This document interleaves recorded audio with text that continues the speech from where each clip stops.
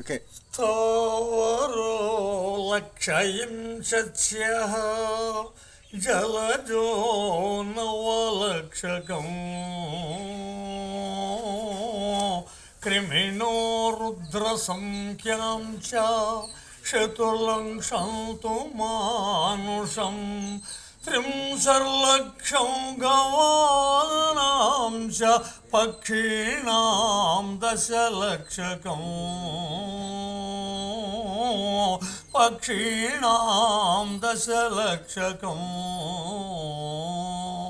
వృక్షాది స్థానవర్గములు 20 లక్షలను, నీటి యందు ఉద్భవించు జీవరాశులు 9 లక్షలను, క్రిములు కీటకములు మొదలగునవి 11 లక్షలను, మనుష్య వేదములు మానవులు 4 లక్షలను, గోవు మృగాది వర్గములు 30 లక్షలను, పక్షి వర్గములు 10 లక్షలను, మొత్తము జీవులు 84 లక్షల రకాలు ఈ భూప్రపంచములో ఉద్భవించి కాలానుగుణ్యముగా నశించుతున్నాయి. రుణానుబంధరూపేణ పశుపాత్ని సుతాలయ రుణం క్షయం క్షయం యాతికా తత్ర పరివేదన. సకల జనులకు భార్య, పిల్లలు, గృహములు, పశువులు జన్మాంతర రుణ సంబంధములసే కలిగి ఆ రుణం తీరగానే నశిస్తూ ఉన్నారు. కాబట్టి ఈ యొక్క జన్మకారణ్యం మన భూమి మీదకి ఎందుకు వచ్చామో తెలుసుకోవాలని శాస్త్ర పరిమాణం చెబుతూ ఉంది.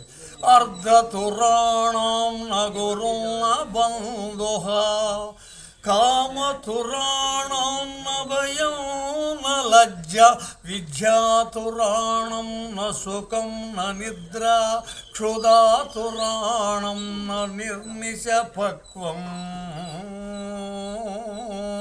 విద్యాతురాణం న నిర్నిశపక్వం. ధనాపేక్ష కలిగిన వారికి గురువులు కానీ బంధువులు కానీ తెలియరు. కామాపేక్ష కలిగిన వాడికి వరస కానీ లజ్జ కానీ సిగ్గు కానీ తెలియదు. విద్యాపేక్ష కలిగిన వాడికి సుఖము కానీ నిద్ర కానీ ఉండదు. ఆకలగొన్న వానికి ఏ ఆహారం పెట్టినా అమృతముగానే ఉండను. మరి ఇలాంటి సారాంశముతో మనకి శ్రీకృష్ణ పరమాత్మ భగవద్గీతలో 18 అధ్యాయాలు 18 రోజులుగా అర్జునునికి బోధించాడు. మరి అర్జునుడు డీలాబడిపోయాడు. ఈ యొక్క జన్మే వృధానుకునే టైంలో ఆ శ్రీకృష్ణ పరమాత్మ భగవద్గీత, ఇప్పుడు మనం చెప్పేది భగవద్గీత, ఆ గీత ఎవరికైతే ఉంటుందో వారే ఆ యొక్క భగవద్గీతని వినగలుగుతారు. కాబట్టి ఇప్పుడు ఆ యొక్క పరమాత్మ అర్జునుడికి బోధించిన శ్లోకాలు కొన్ని వివరించడం జరుగుతూ ఉంది. ఆత్మ